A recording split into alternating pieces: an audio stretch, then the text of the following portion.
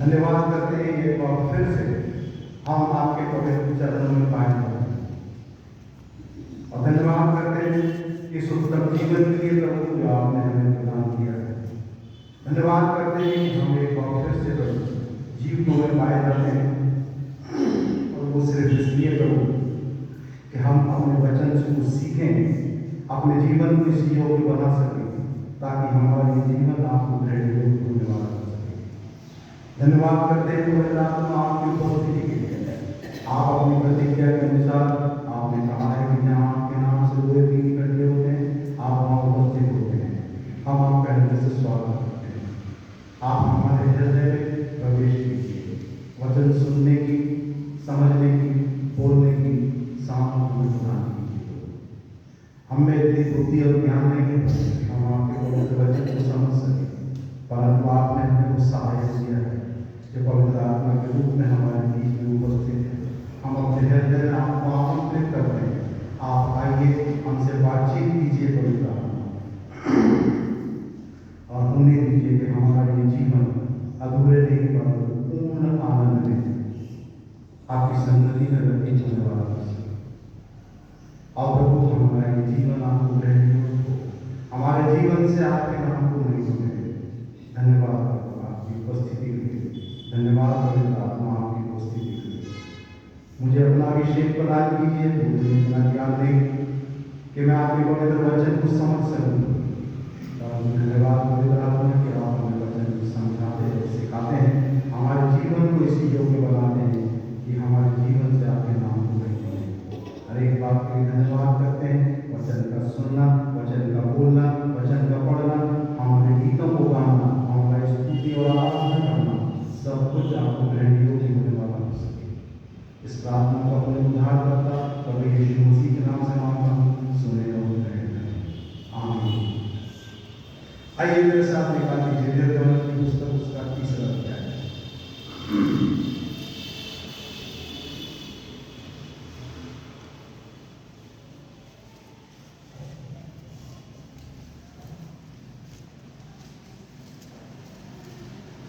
Israeli लोग मिस्र में गुलामी की अवस्था में इनकी आजादी हो चुकी है,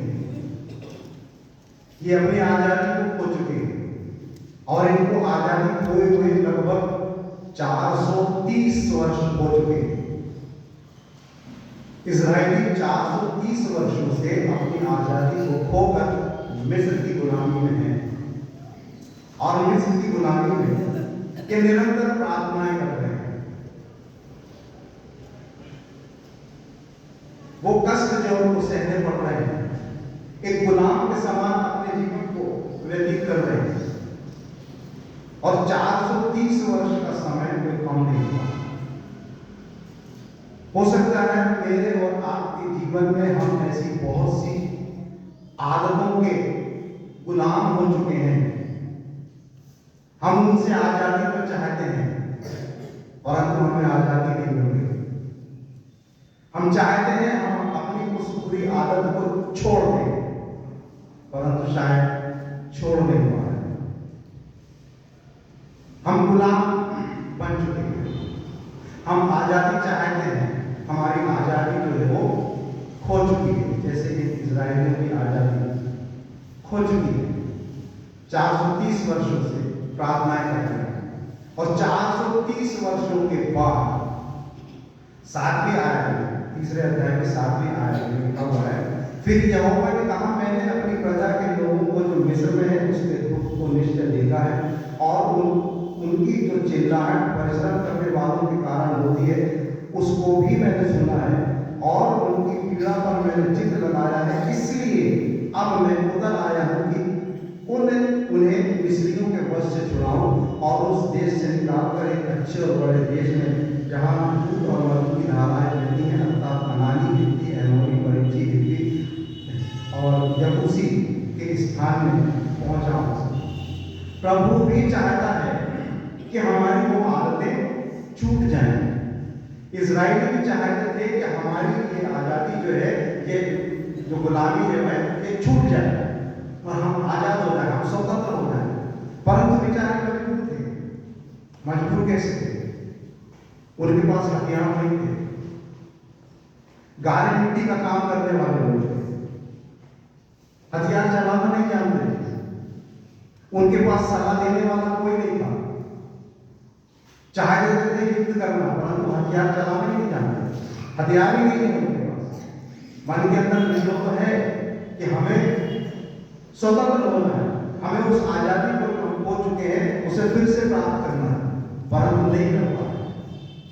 दूसरी ओर फिरौन के पास एक विशाल सेना है,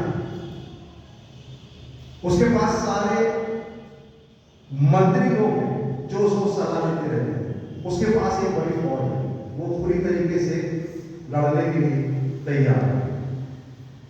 दुष्ट भी हमारे ऊपर आक्रमण जब करता है तो पूरे बल के साथ करता है, हमें समझ में नहीं आता कि हम उससे कैसे लड़ें।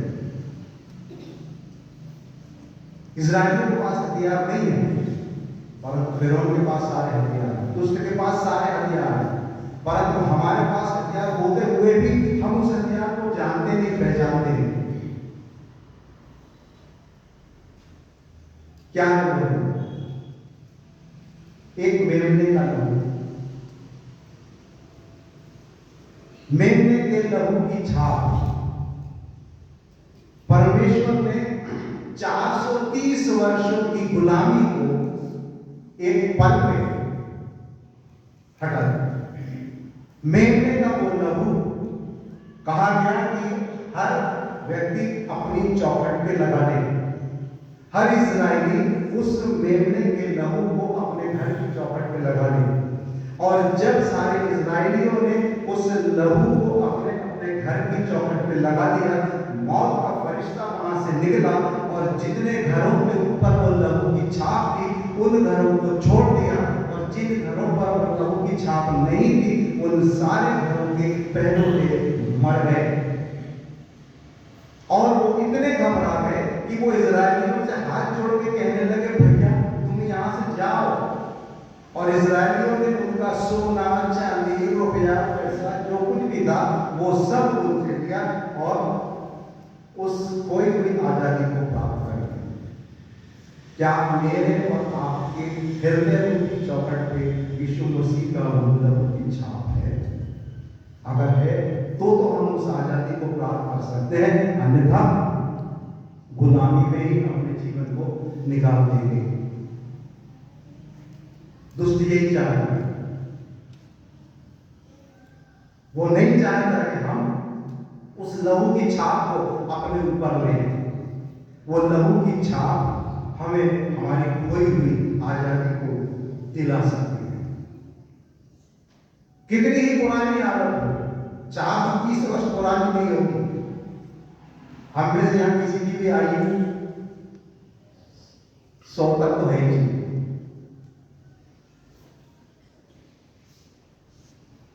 हमारी आदतें बहुत सी होंगी, वो हम सब जानते हैं, अपनी अपनी जानते हैं। हम चाहते हैं कि वो छूट जाए, हम चाहते हैं कि हम प्रभु की संगति में आए।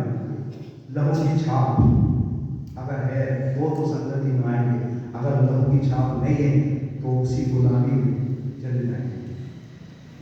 खो चुके हैं हमारी आजादी, और उसको यदि प्राप्त करना है तो हमें उस मेमने के लहू को अपने ऊपर लगाना पड़ेगा।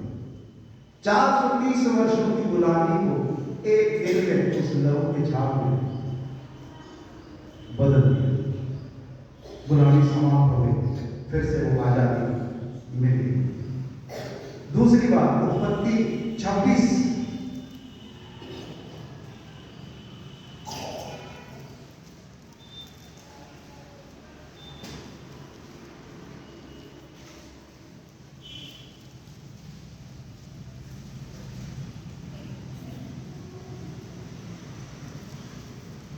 उसकी 18वीं आयत से,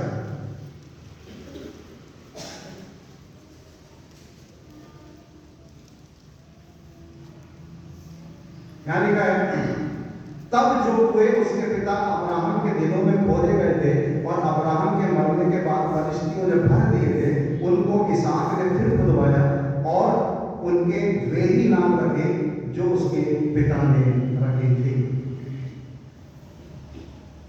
अब्राहम के द्वारा कुएं खोदे जाते, कुएं खोदे गए और लिखा हुआ है उन कुओं से बहुत मीठा जल निकलता था और उस जल को पीकर अब्राहम का परिवार और अब्राहम के और जो संगी साथी थे वो सब उन कुओं से पानी पीते थे। परंतु पलिश्ती लोगों के विषय में लिखा हुआ है कि पलिश्ती लोग क्या करते थे, उन कुओं को भर देते थे। ये पलिश्ती कौन है? पलिश्ती का अर्थ अगर हम देखें तो पलिश्ती का अर्थ होता है घूमने वाला, एक स्थान पर स्थिर रहने वाला नहीं। और अय्यूब की पुस्तक उसके पहले अध्याय की 7वीं आयत को अगर हम पढ़ें तो वहां पे एक दुष्ट का एक चरित्र हमें दिखाई देता है कि जब वो परमेश्वर के सामने आता है, परमेश्वर उससे पूछते हैं तू कहां से आता है, तो वो कहता है कि मैं पृथ्वी पर इधर उधर ढोलते डालते आया, एक जगह स्थिर नहीं रहता हूं, चंचल, हर जगह घूमता रहता है। और पलिश्ती का जो अर्थ होता है वो दुष्ट से मिलता जुलता है। और दुष्ट कभी नहीं चाहता कि परमेश्वर के लोग प्रसन्न रहे। पूरी बाइबल को उठा के अगर हम देखें तो हम वहां पर पाएंगे कि पूरे समय पलिश्ती लोग इजरायली लोगों को नुकसान पहुंचाने का काम करते थे। वो उनकी उन्नति को देख नहीं सकते थे, क्योंकि दुष्ट कभी भी परमेश्वर के लोगों की उन्नति को नहीं देख पाता। वो हमेशा उनको नीचे गिराने का प्रयास करता है। और इसीलिए जैसे वो लोग थे वो खोदते थे और पलिश्ती लोग आते थे और उन कुओं को वापस भर देते थे। ये कुएं मेरा और आपका हृदय है। ना जाने कितने पलिश्ती और कितने अमालेकी हमारे हृदय के अंदर प्रवेश करके हमारे उस हृदय में से निकलने वाले प्रेम रूपी जल को वापस घृणा रूपी उसमें बदल देते। सामरी स्त्री से प्रभु यीशु मसीह ने कहा कि जो जल मैं तुझे दूंगा वो तुम्हारे अंदर से झरना बन के निकलेगा। क्या हमारे हृदयों से वो जल झरना बन के निकल रहा है, या हमारे हृदयों को इन पलिश्तियों ने और उन अमालेकियों ने वापस भर दिया है कि इसमें से प्रेम रूपी जल जो है वो नहीं निकलेगा। दाऊद के सामने वो पलिश्ती खड़ा हुआ, सारी सेना पीछे खड़ी हुई है, किसी की हिम्मत नहीं है उसके सामने जाने की। दाऊद जैसी हिम्मत मेरे और आपके अंदर होनी चाहिए कि हम इन पलिश्ती और अमालेकियों का सामना कर सकें, अर्थात दुष्ट का सामना हम कर सकें। मुझको और आपको प्रभु ने चुना है, मुझको और आपको ये सामर्थ दी है, मुझको और आपको ये अधिकार दिया है कि हम अपने वचनों के द्वारा उस दुष्ट को डांट सकें, उसका सामना कर सकें। परंतु क्या कारण है कि हमारे हृदय के अंदर जो जल निकलना चाहिए, जो प्रेम का जल निकलना चाहिए, वो जल नहीं निकलता। घृणा ही निकलती है, बुराई ही निकलती है और दूसरी बातें निकलती है। तो समझ जाइए कि हमारे अंदर वो पलिश्ती अर्थात दुष्ट, अमालेकी अर्थात धोखा देने वाले, जब इस्राएली लोग मिस्र से की गुलामी में से निकले तो सबसे पीछे चलने वाले जो कमजोर लोग थे, जो बुजुर्ग लोग थे, जो बच्चों के साथ चल रहे थे, अमालेकियों ने उनको मारा। तभी शाऊल को परमेश्वर ने कहा कि अमालेकियों के बच्चों तक को मारना, धोखा देने परमेश्वर के लोगों को नष्ट करने वाला पलिश्ती। विचार करेंगे हमारे हृदय के अंदर के पलिश्ती और अमालेकी तो नहीं मिलते हुए जो हमारे हृदय से परमेश्वर की उन शिक्षाओं को प्रकट नहीं होने देते, वो प्रेम प्रकट नहीं होने देते जो प्रभु यीशु मसीह तुमसे और आपसे चाहता है। इसहाक और दाऊद के समान हिम्मत रखिए। इसहाक ने क्या किया? पलिश्तियों का सामना किया और जो कुएं उन्होंने भर दिए थे उनको फिर से खाली किया और उसमें से मीठा जल निकलने लगा। अगर हमारे साथ भी ऐसा ही है तो प्रभु यीशु मसीह का लहू, प्रभु यीशु मसीह हमारे साथ में है। उसके सामर्थ्य के साथ हम उसका सामना करें, अपने हृदय से उन परिस्थितियों को हमारे निकालें। तीसरी बात, पहला राजा उसका 19वां अध्याय,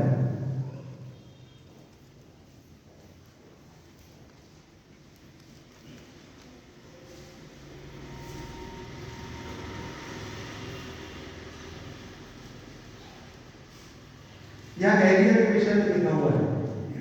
एलिया एक उत्साहित व्यक्ति है, परमेश्वर का काम करने के लिए कितना ज्यादा उत्साहित रहता है कि बाल के नबी जितने भी थे, बाल देवता के मानने वाले लोग जितने भी थे, उन सबको चैलेंज कर दिया कि आ जाओ इस पहाड़ पर, एक वेदी तुम बनाओ, एक वेदी मैं बनाता हूं। देखते हैं किसका परमेश्वर जो है वो आकाश से आग वर्षा कर इस वेदी को नष्ट करता है, इस वेदी को भस्म करता है। इतना उत्साहित हो सकता है मेरे और आपके अंदर भी प्रभु के प्रति बहुत अधिक उत्साह हो। हम चाहते हैं कि हम प्रभु का काम करें, परंतु हमारा उत्साह जो है वो खो गया है, जैसे एलिया का खो गया। 300 पुजारियों को जब उसने मार डाला और आहाब ने जाके इज़राइल को बताया कि एक एलिया है नबी, उसने हमारे नबियों को मार डाला है, तो इज़राइल ने कहा कि ठीक है, आप देखती हो कि एलिशा कैसे जीवित रहता है, अब मैं उसको मार दूंगा। और जैसे ही एलिया को ये सब सुनाई दिए तो एलिशा का उत्साह जो था वो गायब हो गया। वो डर के मारे एक झाऊ के पेड़ के नीचे पहुंच गए और वहां पर घुटने टेक के प्रार्थना करने लगा कि प्रभु बहुत हो चुका, अब तो तू मेरे प्राण ले। उसका उत्साह हो गया। हो सकता है मेरे और आपके अंदर प्रभु का कार्य करने के प्रति बहुत सा उत्साह हो, परंतु छोटी छोटी परिस्थितियां ऐसी बनती हैं कि हमारा उत्साह जो है वो खो जाता है, हम पीछे हट जाते हैं, हमारा उत्साह चला गया। प्रभु के प्रति हम उठे तो थे, पवित्र आत्मा ने हमें अगुवाई तो दी थी, हमने उस कार्य को करने का बीड़ा तो उठाया था, परंतु हम उस कार्य को नहीं कर पाए। क्यों? क्योंकि ये हमारे ही लोग जो हैं, ये परिष्ठ लोग जो हैं, ये नहीं चाहते हैं कि काम दबाने का प्रयास करते हैं, उत्साह समाप्त करने का प्रयास करते हैं। एलिशा का उत्साह जो है वो भंग हो गया। परंतु क्या हुआ? प्रभु ने स्वर्गदूत को भेजा, उसने एलिया को उठाया, इस रोटी को खा, इस जल को पी और पूरे पर्वत से आगे गए। एक बार फिर से उसका उत्साह जो था वो जाग गया और वो भागता हुआ परमेश्वर से मिलने के लिए पहुंच गया। मुझसे और आपसे भी पवित्र आत्मा बात करता है, परंतु हमारा उत्साह जो है कितना ठंडा हो चुका है कि हम पवित्र आत्मा की उस आवाज को सुनना पसंद नहीं करते। ऐसा कोई समय नहीं, ऐसा कोई पल नहीं कि वो हमसे ना बात करता। अभी वो हमारे बीच में उपस्थित है, वो हमसे बातचीत कर रहा है, हमें उत्साहित कर रहा है, परंतु मन के अंदर वो परिस्थितियों के विचार, हमारे के विचार हमें उस उत्साह को फिर से जागृत करने से रोक देते। अगर उत्साह भी हमारा हो गया है तो प्रभु हमें वो उत्साह वापस देता है। और कैसे देता है? जैसे एलिया ने आज्ञा का पालन किया। एलिया को जब स्वर्गदूत ने कहा कि जा पर्वत पर परमेश्वर से मुलाकात कर, तो एलिशा बहाना बना सकता था, अरे नहीं, रास्ते में जाऊंगा तो कोई इजेबेल मिल जाएगी, वो इजेबेल मेरा कत्ल कर देगी। कुछ नहीं सोचा उसने, जबकि उसको मालूम था कि उसको मारने के लिए लोग लगाए थे, परंतु उसने उस बात की चिंता नहीं की। और हम शायद घबराते हैं परमेश्वर का प्रचार करने में, परमेश्वर के कार्य को करने में, क्योंकि हमारा उत्साह ठंडा पड़ जाता है। हम काम करने से पहले आने वाली घटनाओं के बारे में विचार करते रहते हैं।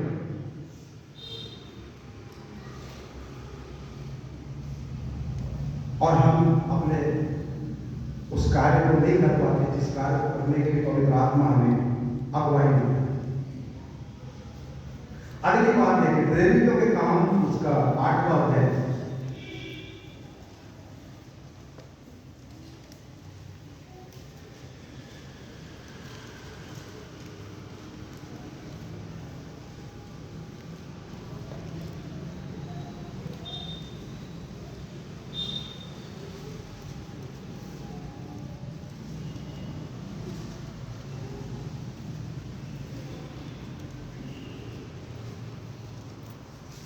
उसकी 4वीं आयत, जो तितर बितर हुए थे वे सुसमाचार सुनाते हुए फिरे और फिलिप्पुस सामरिया नगर में जाकर लोगों में मसीह का प्रचार करने लगा।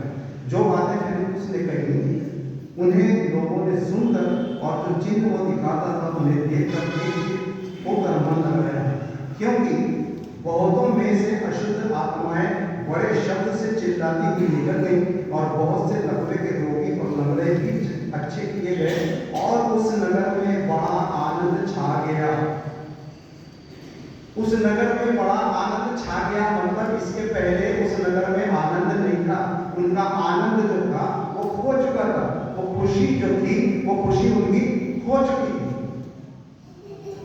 परमेश्वर का वचन जब उन्होंने सुना तब लिखा हुआ है कि उस नगर में आनंद छा गया। हो सकता है हमारी खुशी भी खो गई हो,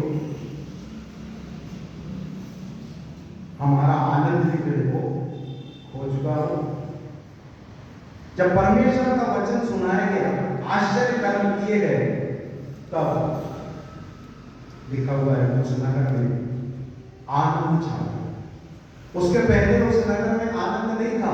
पहले उस नगर में दुष्ट आत्माओं का वास था। दुष्ट आत्माओं ने लोगों को परेशान करके रखा था। हो सकता है मेरे और आपके जीवन में भी वो खुशी, वो आनंद जो प्रभु हमें देना चाहता है वो खो चुका हो, पर प्रभु का ये वचन जो है ये हमें आनंद और खुशी देना चाहता है। वो चाहता है कि हम सब आनंद में रहें, हम सब खुश रहें। अभी मैंने पूछा कि आप सब खुश हैं, तो आप सब ने कहा कि हाँ हम बहुत खुश हैं। पर अपने अपने मन के अंदर विचार करके देखिए कि हमने क्या खोया है और क्या पाया है। क्या सचमुच में हम आनंदित हैं? जैसा इस नगर के विषय में लिखा हुआ है कि जब फिलिप्पुस प्रचार करने के लिए पहुंचा तो वो किसी व्यक्ति का प्रचार नहीं कर रहा है, किसी व्यक्ति विशेष ने प्रभु यीशु मसीह का प्रचार कर रहा है। वो दर्शन जो उसको मिला हुआ है वो उसका प्रचार कर रहा है। प्रभु यीशु मसीह के जो आश्चर्य कर्म उसने देखे हैं, जो वचन उसने सुने, वो उसका प्रचार कर रहा है। और उस प्रचार को सुनकर लिखा हुआ है कि दुष्ट आत्माएं चीखती हुई भागने लगी। कितना आश्चर्य कर्म वहां पर हो रहा था। लोग आश्चर्य कर रहे होंगे कि ये कैसे चीख रहे हैं, ये बीमार कैसे चंगे हो रहे हैं, ये कैसे लंगड़े चल रहे हैं। आनंद छा, सच्चा आनंद जो प्रभु यीशु मसीह के वचनों के द्वारा मिलता है, वो आनंद इस नगर में हो गई। वो खुशी जो उनकी हो चुकी थी, वो खुशी एक और फिर से उनको मिली। अगली बात, यूहन्ना की पुस्तक उसके 20 अध्याय चलता है।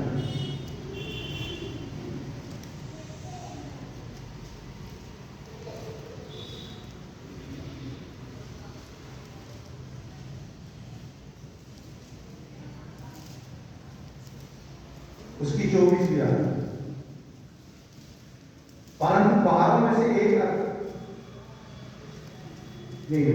20वीं आयत से 19वीं आयत से, उस दिन जो सप्ताह का पहला दिन था, संध्या के समय, जब वहां के द्वार जहां चेहरे थे यहूदियों के डर के मारे बंद थे, तब यीशु आया, उनके बीच खड़ा होकर उनसे कहा, तुम्हें शांति मिले।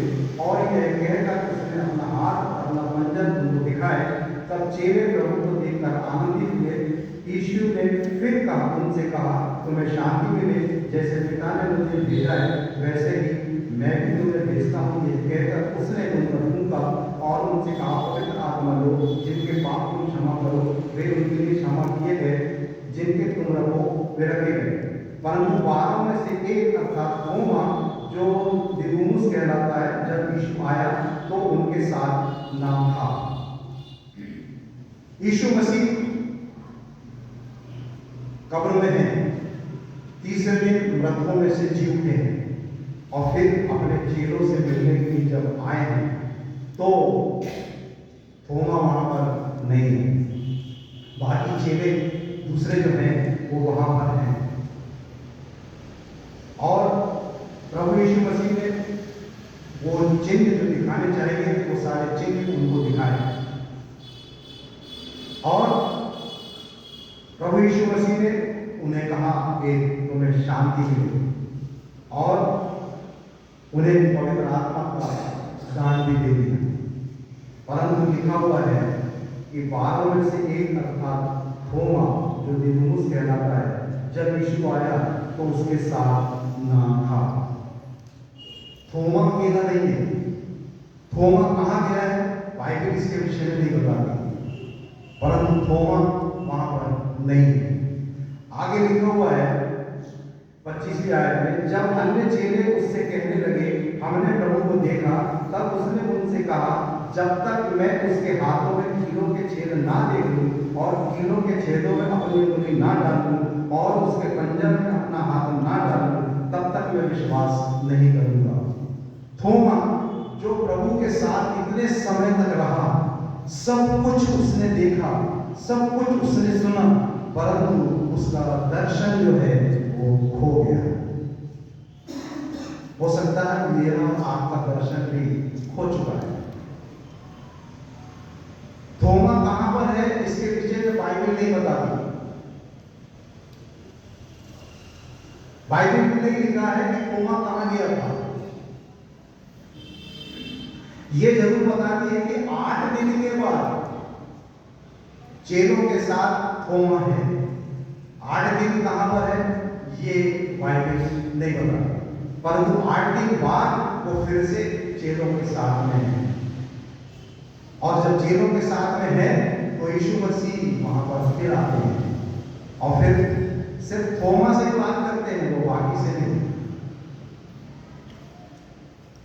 हो सकता है कि पिछले सप्ताह जब प्रभु इस भजनालय में आए तो हम यहाँ पर ना हो, परंतु आज हम यहाँ पर हैं और आज प्रभु हमसे बोल रहा है कि मेरे हाथों में जो छेद है उनमें अपनी उंगली डाल।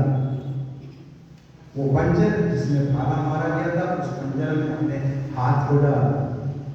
अविश्वासी नहीं परंतु विश्वासी बन। प्रभु को चिंता है, मेरी और आपकी चिंता है, उस थोमा की भी चिंता थी। उनको मालूम था कि आज जब मैं आया हूं तो थोमा यहाँ पर नहीं है। 8 दिन बाद प्रभु फिर से क्यों आए? वो सिर्फ थोमा से मिलने के लिए आए। प्रभु आज यहाँ क्यों आए? वो हम में से किसी एक से मिलने आए। वो हम में से किसी एक को बताना चाह रहे हैं कि मैं तुझसे मिलने आया हूं, तू विश्वासी बन जा, तू आप अविश्वासी मत रहे। यदि प्रभु 8 दिन बाद थोमा से मिलने नहीं आते तो शायद आज हमारे यहाँ जो हिंदुस्तान में जो प्रचार हुआ ना वो प्रचार ही नहीं हुआ, क्योंकि जब 8 दिन बाद प्रभु थोमा से मिले तो थोमा को जो दर्शन मिला, थोमा सीधा भारत आया। अगर उसका दर्शन उसको नहीं मिला होता तो थोमा भारत नहीं आया। परंतु प्रभु को चिंता है, प्रभु को मालूम है कि मुझे किससे को मिलना है, किससे नहीं मिलना। हम में से हर एक की चिंता होती है। जैसे उसने थोमा की चिंता की वैसे वो मेरी और आपकी भी चिंता करता है। हम में से कोई एक है जिसके लिए प्रभु आज यहाँ उपस्थित है। वो उसको बताना चाहता है कि आप विश्वासी मत बन, विश्वासी बन। डाल मेरे हाथों में उंगली और डाल मेरे पंजर में अपना हाथ। अविश्वासी नहीं परंतु विश्वासी बन। मुझको आपको भी एक दर्शन दिया है। मत्ती की पुस्तक उसके 28वें आयत 19 और 20 को अगर हम पढ़ें तो वहां पे लिखा हुआ है कि जाओ मेरे नाम से चेले बनाओ, पिता पुत्र और पवित्र आत्मा के नाम से बपतिस्मा दो, और लोगों को वो बातें जो मैंने तुम्हें सिखाई है वो मानना सिखाओ। क्या सिखा रहे हैं? क्या सिखा रहे हैं? हम अपने अपने मन में विचार कर रहे हैं कि हम क्या यीशु मसीह की शिक्षाओं को सिखा रहे हैं? क्या सिखा रहे हैं? हम सब अपने अपने विषय में जानते हैं, हम सब अपने दर्शन के विषय में जानते हैं, जो दर्शन प्रभु ने मुझको और आपको दिया है। अगर हमने इस वचन के ऊपर विश्वास किया है, यदि हम अपने आप को प्रभु यीशु मसीह का चेला कहते हैं, यदि हम अपने आप को मसीही अर्थात मसीह को मानने वाला कहते हैं, तो वो दर्शन जो मुझको और आपको दिया है आज मेरे और आपके जीवन से प्रकट हो रहा है या नहीं? अगर नहीं हो रहा है तो प्रभु यीशु मसीह आपसे ये कह रहा है कि अविश्वासी मत बन, विश्वासी बन जाए। मुझको और आपको उसने भेजा है। जाओ का मतलब होता है जाओ, बैठे मत रहो।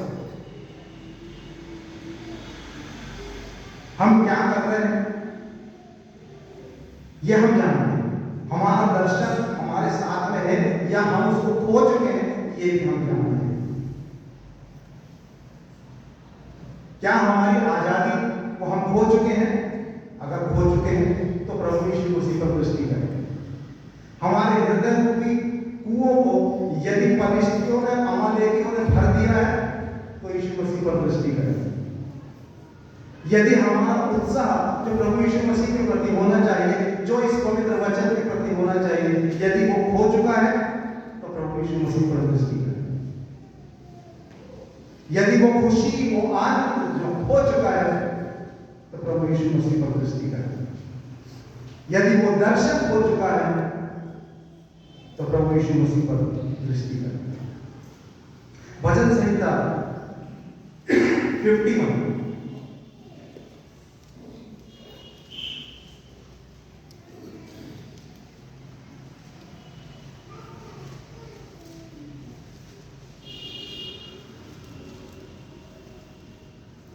उसकी बात याद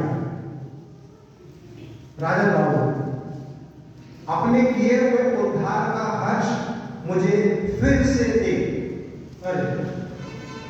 राजा दाऊद जिसके विषय में परमेश्वर ने गवाही दी थी, एक गवाही दी थी। क्या गवाही दी थी? जरा देखें उसको। पहला शामिल उसका 13वां अध्याय।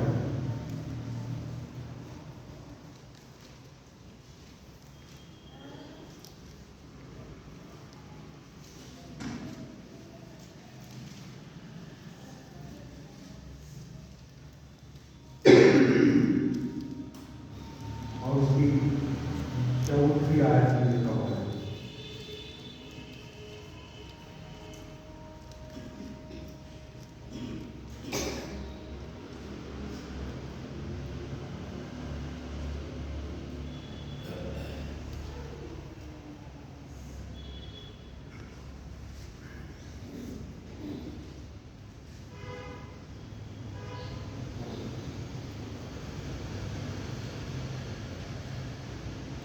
जब शामूएल को परमेश्वर ने कहा कि जाके दाऊद का अभिषेक कर, तो उसने ये कहा कि मुझे मेरे मन के अनुसार व्यक्ति मिल गया है। परमेश्वर के मन के अनुसार चलने वाला व्यक्ति राजा दाऊद। और यहां पे राजा दाऊद कह रहा है कि मेरा उद्धार मुझे फिर से दे, मतलब उसका उद्धार हो चुका। परमेश्वर के मन के अनुसार चलने वाले व्यक्ति का उद्धार क्या हो गया? खो गया। उद्धार उसका चला गया। क्यों चला गया? क्योंकि राजा दाऊद ने पाप किया। हो सकता है मैं और आप अपने उस उद्धार को खो चुके हैं। उद्धार का मतलब होता है, उद्धार शब्द जो है ये यूनानी भाषा के सोतेरिया शब्द से लिया गया है। और ये सोतेरिया शब्द का जो अर्थ होता है वर्तमान जीवन में और आने वाले जीवन में पूर्ण सुरक्षा। उद्धार कोई मामूली चीज नहीं है। उद्धार को हम साधारण भाषा में ना लें। उद्धार का मतलब होता है वर्तमान जीवन जिसमें हम अभी जी रहे हैं इसमें भी पूर्ण सुरक्षा, आने जाने की सुरक्षा, बीमारी से सुरक्षा, हर प्रकार की सुरक्षा। और मरने के बाद जब हम अंधेरी वादियों में चलते हैं उसमें भी सुरक्षा। उद्धार का मतलब ये होता है। और राजा दाऊद कह रहा है कि वो उद्धार मुझे फिर से दे दे, क्योंकि उसका उद्धार हो चुका। यदि हम अपने जीवन में अपने आप को असुरक्षित महसूस करते हैं, हमारा उद्धार हो चुका है। यदि हम पूरे समय अपने को बीमार महसूस करते हैं, हमारा उद्धार हो चुका है। यदि हमें काम करने में उत्साह महसूस नहीं होता तो हम अपना उत्साह खो चुके हैं। और राजा दाऊद इस बात को महसूस कर रहा है कि उसकी सुरक्षा उसके पास से उठ चुकी है। परमेश्वर का वो उद्धार जो उसको मिला था, परमेश्वर की जो सुरक्षा उसको मिली थी, वो उसके पास से जा चुकी है। और वो कह रहा है कि वो उद्धार मुझको फिर से दे दे। हम भी अपने जीवन में महसूस करते हैं कि कोई काम करते हैं, काम बिगड़ जाता है। हम ऐसा करते हैं, ऐसा हो नहीं पाता है। उद्धार हो चुके हैं हम। उस उद्धार को फिर से पाने के लिए प्रभु यीशु मसीह के पास जाना पड़ेगा।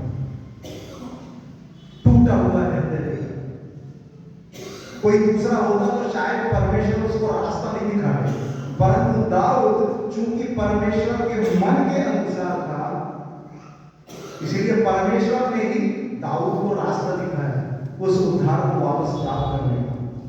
पहले तो राजा दाऊद की दृष्टि कहां पड़ी?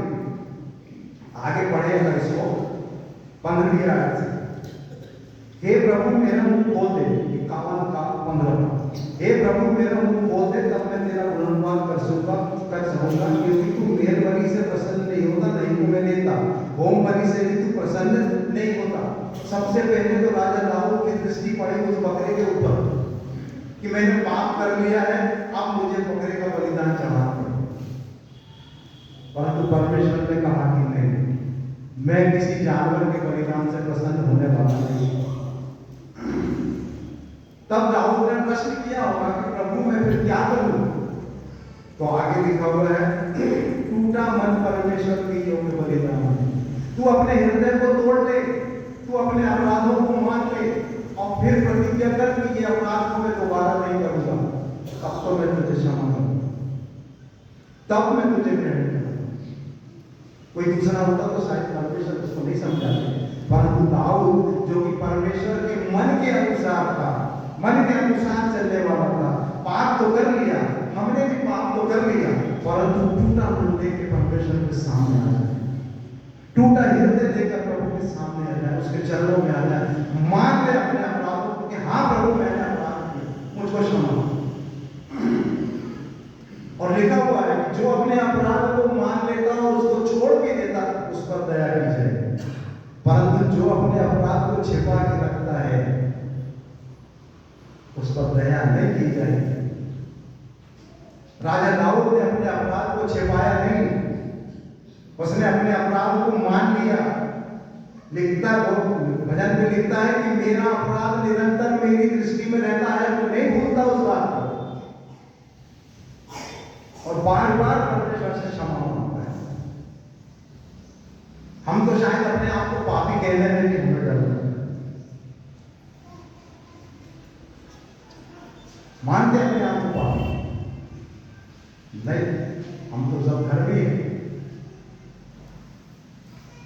हम अपने आप को पापी स्वीकार ही नहीं करते, परंतु वचन बता रहा है कि टूटा मन परमेश्वर के योग्य बलिदान है। वही बलिदान चाहता, तोड़ दे अपने हृदय, क्षमा मांगे जैसे राजा दाऊद ने किया।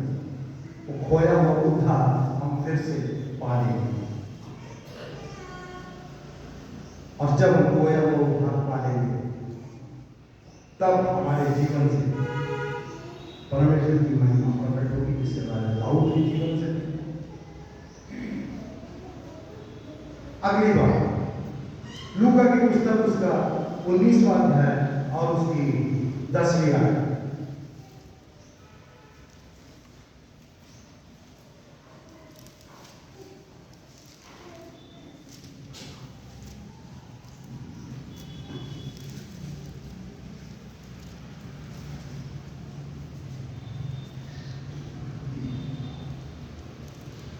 लूका की पुस्तक 19वां अध्याय और उसकी 10वीं आयत। क्योंकि मनुष्य का पुत्र खोए हुओं को ढूंढने और उनका उद्धार करने आया है। ऐसी बहुत सी बातें हैं जो खोई हुई हैं, परंतु समय इतना नहीं है कि हर एक बात को हम यहाँ से बोलूं, क्योंकि हम वचन का अध्ययन करेंगे तो हमें और भी प्रकाशन इसमें मिलेगा। 10वीं आयत। क्योंकि मनुष्य का पुत्र खोए हुओं को ढूंढने और उनका उद्धार करने आया है। हम सब खोए हुए, परमेश्वर का पुत्र इन खोए हुओं को ढूंढने के लिए आया है। अदन की वाटिका में अपने ध्यान को केंद्रित करें। कितने प्रेम से परमेश्वर ने आदम को बनाया। उस प्रेम को हम महसूस कर सकते हैं। थोड़ी देर के लिए महसूस करें कि कितने प्रेम से परमेश्वर ने आदम को बनाया और कितनी चिंता वो उसकी करता है कि उसको उदास बैठा देखा, इसका अकेला रहना अच्छा नहीं। उसके लिए किसी की बना, उसके चेहरे पर खुशी देखी, परमेश्वर खुश हो गए कि हाँ, मैंने जिस कृति को बनाया वो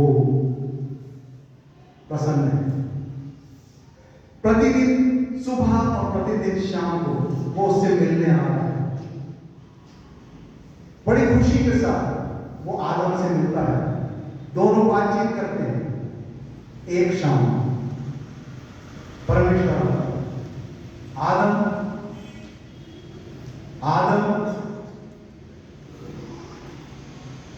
कोई रिस्पॉन्स नहीं। एक छोटा सा उदाहरण, एक करोड़पति पिता, उसका एक लौता बेटा। पिता अपने घर में था, अचानक उसको खबर मिलती है कि उसका बेटे का खतरनाक एक्सीडेंट हो गया और उसके बचने की संभावना नहीं। पिता के पास सारी सुविधाएं होने के बाद भी पिता पैदल उस अस्पताल की ओर दौड़ता हुआ चला और जैसे भी हॉस्पिटल पहुंचता है, बड़े जोर से चीखता है कि कहां है मेरा बेटा, क्या हुआ है उसे। और उसका रोना सुनकर पूरी भीड़ इकट्ठी हो गई। किसी की हिम्मत नहीं पड़ रही है कि उस रोते हुए पिता को सांत्वना दे सके। क्यों? क्योंकि उसका विलाप जो था वो इतना भयानक था कि लोगों की हिम्मत नहीं पड़ रही थी उसके कंधे पर हाथ भी रखते। अब थोड़ी देर के लिए विचार कीजिए, जब परमेश्वर आदम को पुकार रहा है और कोई रिस्पॉन्स नहीं मिल रहा है, और परमेश्वर का विलाप, परमेश्वर का वो दुख। यहाँ में तो बहुत से लोग हैं, हमारे साथ अगर मैं अभी रोना शुरू करूं तो कई लोग आ जाएंगे, परंतु परमेश्वर के साथ तो कोई नहीं। वो विलाप करता है, उसका आदम जो है जिसको उसने बनाया है वो खो गया है, उसको वो आवाज दे रहा है, कोई रिस्पॉन्स नहीं मिल रहा है। और फिर धीरे से पेड़ के पीछे से उठ के कहता है मैं यहाँ हूं। कितना दुख उसको हुआ। उस समय कौन था उसके साथ जो उसको सांत्वना दे सकता? कौन था उसके साथ में जो उसके कंधे में हाथ रख सकता? वो उसका पुत्र जो यहाँ पे हमसे कह रहा है कि मनुष्य का पुत्र खोए हुओं में ढूंढने और उनका उद्धार करने आया। इतनी चिंता उसको अपने पिता की कि उसको पिता का वो विलाप नहीं देखा गया, और वो अपने स्वर्ग के उस सिंहासन को, जहां पर हजारों स्वर्गदूत उसकी आराधना और स्तुति करते, जहां हालेलुया और आमीन ना जाने क्या क्या कहता है उसके लिए बोलते रहते, उसकी आराधना करते रहते, उसको सिंहासन को छोड़कर वो मुझको और आपको बचाने के लिए इस पृथ्वी के ऊपर आ गया। और हमने क्या किया? हमने क्या किया? उसको कोड़े मारे, उसके हाथों में कीड़े ठोक दिए और सलीब से के ऊपर टांग दिया, और कहा कि यदि सचमुच में परमेश्वर का पुत्र है तो खुद भी उतारा और हमको भी बचा लिया और खुद भी बचा। उसकी उल्हाना देते, उसकी तौहीन करते, परंतु वो मुझको और आपको ढूंढने और मेरा और आपका उद्धार करने के लिए ही इस पृथ्वी के ऊपर आया। हम सब खोए हुए हैं,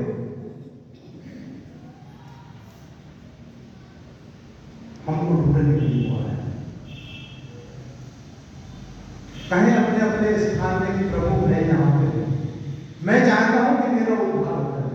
प्रभु हाँ, मुझे आप ढूंढने आए, मैं उनको कोई हुई भेड़ जिसको आप ढूंढने आए, मैं हूं जो भटक गया था उस झुंड से, प्रभु आप मुझे ढूंढने आए।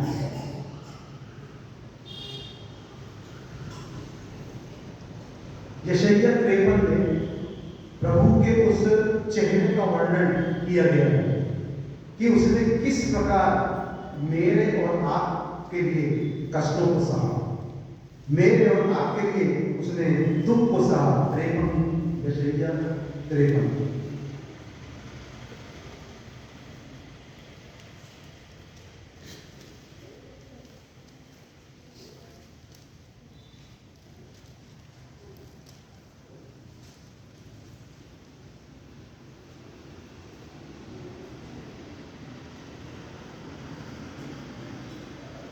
चौथी आयत से पढ़ूं।